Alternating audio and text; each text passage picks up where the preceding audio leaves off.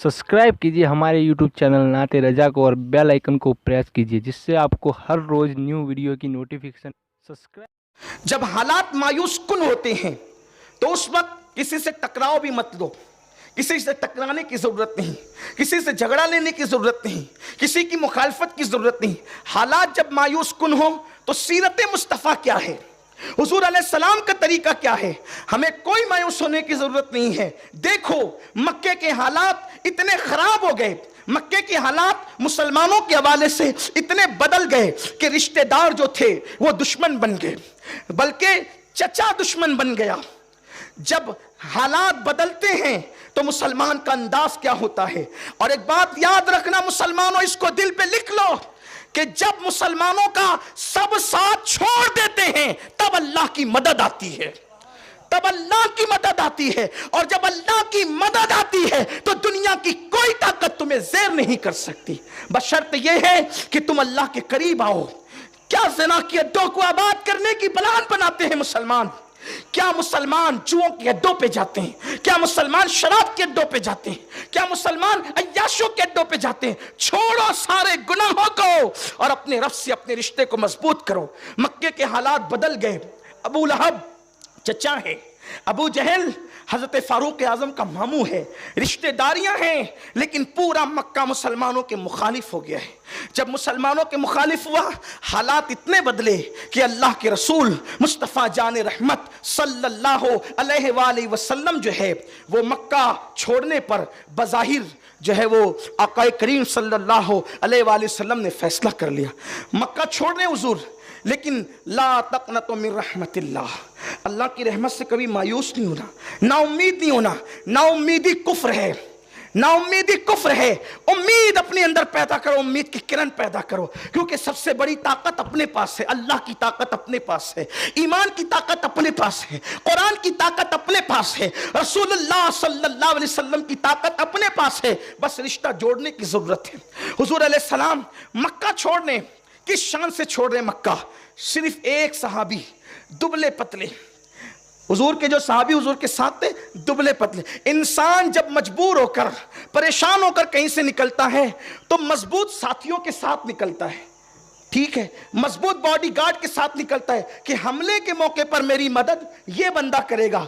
लेकिन हुजूर अलैहिस्सलाम ने जिसको साथ लिया उसका वजन वो बज़ाहिर दुबला पतला है, कमजोर शख्सियत है, जिस्म के एतबार से कमजोर है मगर ईमान के एतबार से इतनी मजबूत जात है कि हुजूर फरमाते हैं सबका ईमान एक पल्ले में रखो और मेरे अबू बकर का ईमान एक पल्ले में रखो तो सबके ईमान पे अबू बकर का ईमान भारी पड़ जाएगा, यकीन उसका भारी पड़ जाएगा। हुजूर ने सबसे दुबले पतले सहाबी को साथ लिया। लेकिन जब काबे का आखिरी मर्तबा तवाफ किया तो काबे का तवाफ करके हुजूर ने काबे को देखा और रो पड़े और कहने लगे ए काबा मैं तुझसे बहुत मोहब्बत करता हूँ, ए काबा मैं तुझसे बहुत मोहब्बत करता हूँ, मैं तुझे कभी छोड़ कर ना जाता, तू मेरे अल्लाह का घर है। मगर ए काबा सुन ले, मैं आज जा रहा हूँ, मैं आज जा रहा हूं लेकिन जल्दी वापस आऊंगा। यकीन बोल रहा है जल्द वापस आऊंगा। देखो हालात ऐसे, हुजूर घर छोड़ के जा रहे मगर हुजूर फरमा रहे उम्मतियों को दर्श देने के लिए हालात से कभी मायूस नहीं होना। हुजूर कहते मैं जल्द लौट करके आऊंगा। और फिर सिद्दीक अकबर को साथ लेकर हुजूर गारे सौर में 3 दिन तक रुकते हैं। 2 लोग हैं, 2 लोग, एक सिद्दीक अकबर है, सरकार है। वाकया बताना मकसद नहीं, सिर्फ इशारा देना ताकि उम्मीद की किरण पैदा हो। कोई मायूस होने की ज़रूरत नहीं है, हालात से हालात बदलते रहें। हुक्मरां कभी नेक आते हैं, कभी बद आते हैं, कभी रहम दिल आते हैं, कभी सख्त दिल आते हैं, लेकिन अल्लाह तो हमारा वही है, हमेशा से हमेशा रहेगा। अल्लाह नहीं बदलता, अल्लाह तो वही है ना, अल्लाह वही है। तो हमें परेशान होने की कोई ज़रूरत नहीं है, सिर्फ अल्लाह से रिश्ता जोड़ने की ज़रूरत है। छोड़ दो गुनाहों को, छोड़ दो अय्याशियों को, छोड़ दो बुराइयों को, हराम छोड़ दो, हराम खाना छोड़ दो, सूद छोड़ दो, रिश्वत छोड़ दो, झूठ छोड़ दो, गीबत छोड़ दो, चुगलियां छोड़ दो, हक तलफियां छोड़ दो। अल्लाह के रसूल अलैहिस्सलाम गार में हैं, सिद्दीक अकबर ने देखा कि दुश्मन आ गए हैं और आए हैं, उनके पैर सिद्दीक अकबर को नजर आ गए। सिद्दीक अकबर बेचैन हो गए और अब सिद्दीक अकबर ने गोया बज़ाहिर उम्मीद छोड़ दी, उम्मीद छोड़ दी। इसलिए कि दुश्मन जब गार के दहाने पर आ गए हैं पकड़ ही लेंगे। अपनी फिक्र नहीं थी, महबूब की फिक्र थी। मेरा महबूब शहीद हो गया तो बात ही खत्म है, फिर क्या रहेगा? कुछ नहीं रहेगा। जब शम्मे महफिल गुल कर दी जाएगी तो शमा कैसे रहेगी?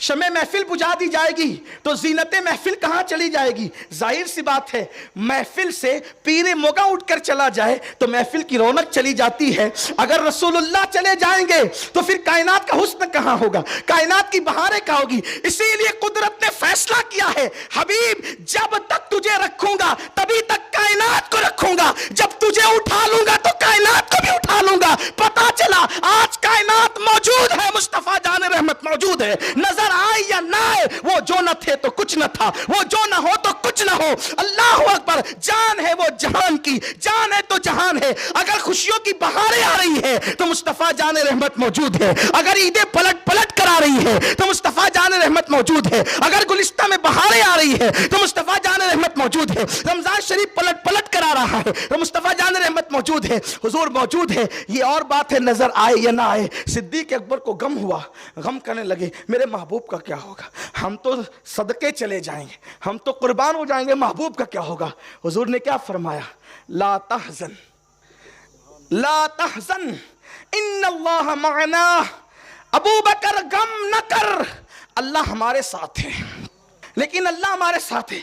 मक्के के डाकू, मक्के के गुंडे, मक्के के दहशतगर्द हमें निकलने पर मजबूर करते हैं बज़ाहिर, मगर गम न कर, ताकत हमारे साथ नहीं, असलहे हमारे साथ नहीं, वक्त की मक्के की हुकूमत हमारे साथ नहीं, लेकिन इन्नल्लाह माना, अल्लाह हमारे साथ है। और दुनिया ने देखा जब नबी निकले थे तो अकेले एक सिद्दीक के साथ निकले थे, मगर जब लौटते मक्का फतेह करने तो हजारों सहाबा को लेकर के लौटते और सारी ताकतें कदमों में ढेर हो जाती है।